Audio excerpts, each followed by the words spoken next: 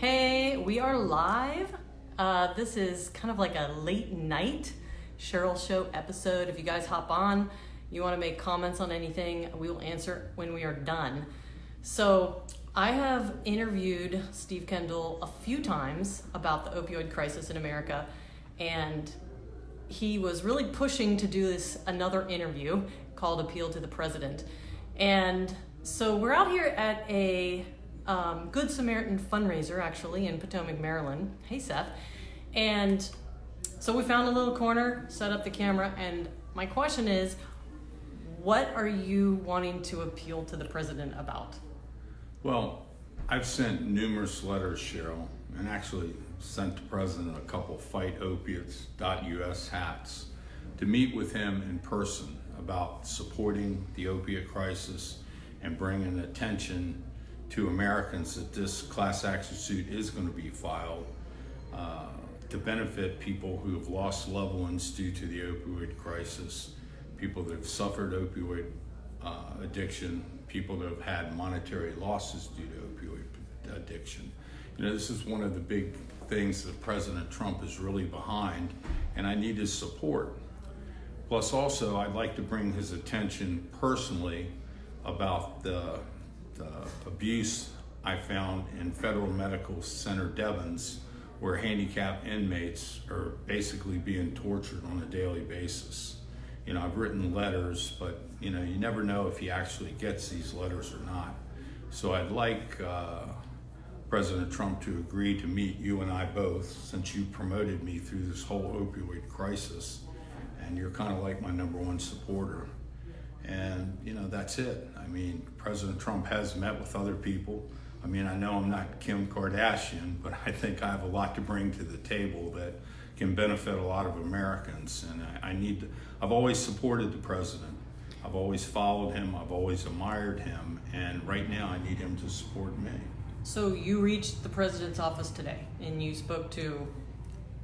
No, I tried to reach the president's office today and I couldn't get through to anybody. Okay. And so you are also going to take, you want to go mainstream media as well. You want an exclusive interview with a mainstream media person.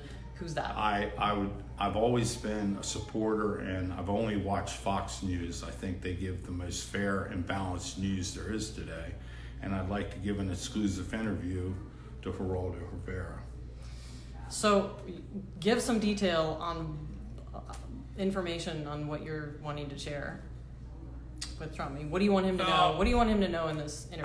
I want to know the whole reason and basis for me to file this case. I mean, the different cases the states have filed against the opioid companies and the manufacturers are nothing more than states recouping money that they lost in the added cost of the opioid crisis.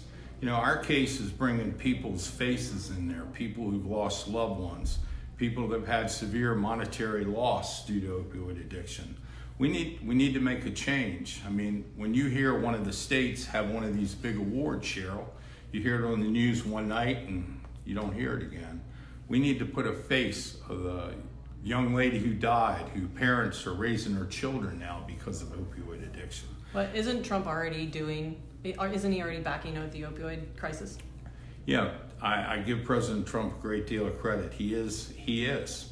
But I want him to openly support the fact that other Americans need to join this class action suit so we can make a difference. We need to lift the stigma on the opioid crisis. And until we all start talking about it openly, you know, it's not going to change. Okay.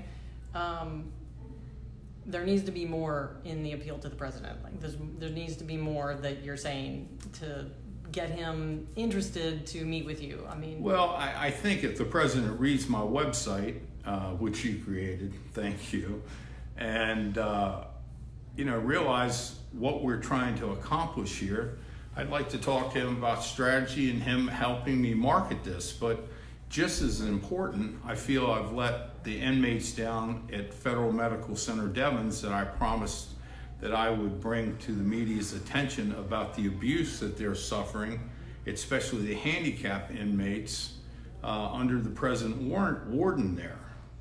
That is one thing the president needs to know about. This is going on. This is actual Guantanamo Bay in Boston. I mean, it's really bad.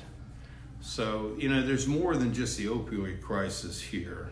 And this is something he needs to hear from somebody who was actually there and somebody who witnessed the things that I want to discuss with him. So we already did a video about the prison torture, a lot of things you actually didn't say on there, and then they came out later that you were thinking about.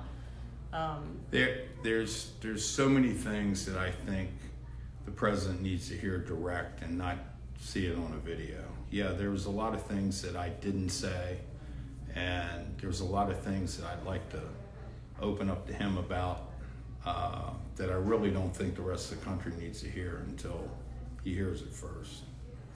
So a lot of people are political. Are you like for Donald Trump? I mean, like, I don't want, you know, I'm not, people don't really want to get political. Cheryl, this probably could be the biggest disaster in my promotion of my own campaign to fight the opioid crisis, because I really can't afford to have anybody, you know, against me. I need everybody on my side. I'm a registered Republican, but I have always voted for what's best for America. I don't believe in voting along party lines. You know, I'm an American, and what's the best thing for my country is the way I'm going to vote. And I have voted both ways. It makes me extremely ill to see the fact that Donald Trump was elected president, and we've spent almost $100 million just the Democrats finding different ways to get him out of office. This man in a short period of time has done more than any sitting president that's ever been in office.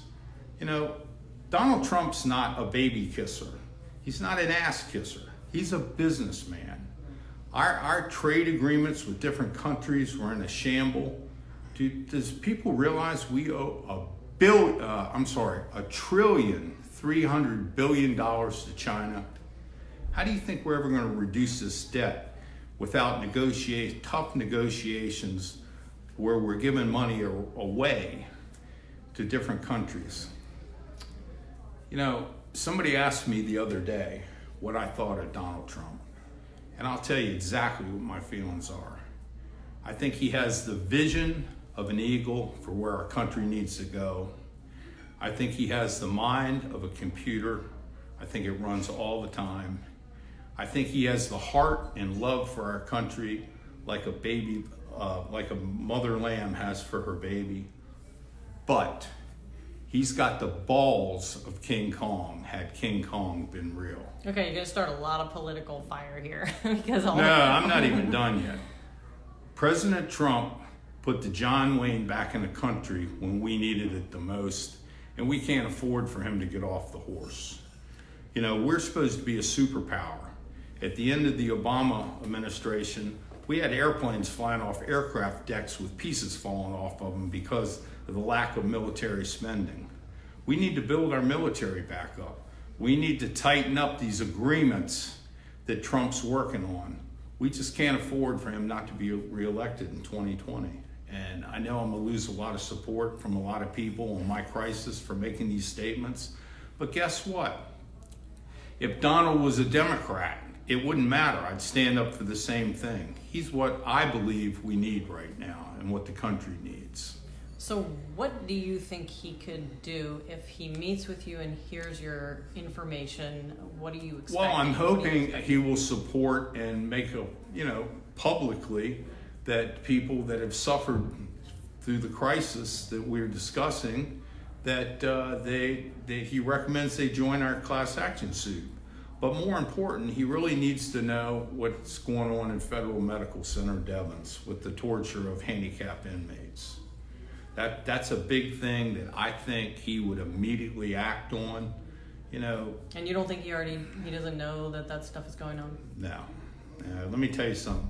I found out firsthand, the Bureau of Prisons, anytime they break a rule, they just change the rule. And everything's squashed. I mean, we have something called a grievance process where you file a complaint and it goes down the channel. As soon as the complaint's filed originally in the prison, it's just rubber stamped all the way through and kicked back to you. none of those people have a chance of making a change, or no matter what's happening to them that is not according to law or the Constitution, it doesn't matter. They just change the rule. And I have 37 grievances at home in a box that's all rubber stamped. Matter of fact, I have 3 that were denied 7 days before I even signed them. How is that possible? How's it possible? Yeah. They just said, oh, this is from Kendall. Denied. And didn't even look at the date on it. They just signed it and denied it before I even had actually signed it myself. So are you afraid of your life? Just kind of, all right, so we did the video about the prison torture, and then literally like the next day you got a call from the FBI and the Bureau of Prisons. You know what? They should know after putting me in the shoe 3 different times that I'm a fighter. They can keep coming at me all they want, but they haven't begun to see how I'm coming after them. I'm one guy, but I tell you one thing, I'm one guy that's not going away. The thing about it is, I'm a nightmare, and I'm gonna be a nightmare, but I'm not gonna be alone. But instead of just being a nightmare, like, what is a solution? Do you actually have a solution? They have to change. I mean, we have to change. Do you have a suggested solution, or are you just you're gonna basically bring it to his attention and let him deal with it? The things have to be opened up as far as the Federal Bureau of Prison, and they have to really go in and change the whole grievance process, and they have to really start adhering to the laws of the Constitution. I studied constitutional law while I was in prison, and I'm pretty good at our Constitution now and the rights, and especially rights of inmates, as I did a lot of legal work for inmates while I was in prison. And I was your typical jailhouse lawyer, but I was very serious about it. And I got put in the shoe for helping people. It states, and the Supreme Court and lower courts have honored the fact that if a prison doesn't have a system in which they can help an inmate with their legal work, that another inmate can help them with that legal work. Well, Devon's never had a system. So each time I would help somebody, and especially when I'd win a motion for them, they would find some reason to throw me in the shoe and tell me that I couldn't no longer do any legal work, which I would write them back and state that I'm not going to stop because it's my constitutional right to help them. And, I'm going to keep fighting it until there's a change. I mean, they're putting people, double amputees, into the shoe, taking their legs away and making them crawl around, and they have to literally pull themselves up on metal beds to get into bed because they don't even have handrails. They only had, when I was there, 1 handicapped cell, and they didn't even put me in that. They intentionally put me in another handicapped cell, and I wear a prosthetic leg, and you have to take it off when you shower. They wouldn't even give me a shower chair. They told me to take a sponge bath, and I was kept in there months at a time. So, these are things the president has to know, and there's some things that I witnessed that I'm not afraid for my life, because I'm a pretty hard guy to scare, but there's things that the president needs to hear directly from me and not on live stream of things that I witnessed. So this is an appeal to the president to hear you about this is the appeal, prison, this is about appeal the to opiate. you, Mr. Trump. You're my president. I've always supported you. I always will support you.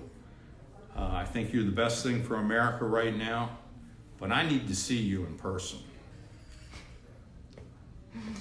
Okay. He tweets. He watches live streams. He's going to see it. Well, Mr. President, I promise you, I'm sitting with the absolute best in social media. And actually, you need to see both of us because we need to clean your reputation up on Facebook. Okay. So you have a website. If anyone sees this, of course, it's going to be on every social media by morning. And if you are interested in joining the class action, you have about 90 days to 120 days. It's going to be filed by the end of the year. It's FightOpioids.us. And right at the front of the page is join class action. So if you're hiding out there and you're dealing with opiate, you're a victim of opiate overdose, you have someone in your family who's been overdosed, whatever scenario, you can reach out at fightopiates.us, or you can join the class action straight from there. And when we hear from Donald or Donald Jr., we'll be back live. Thank you, Cheryl. All right, guys. Hey, if you have any comments, we'll look at them and comment later.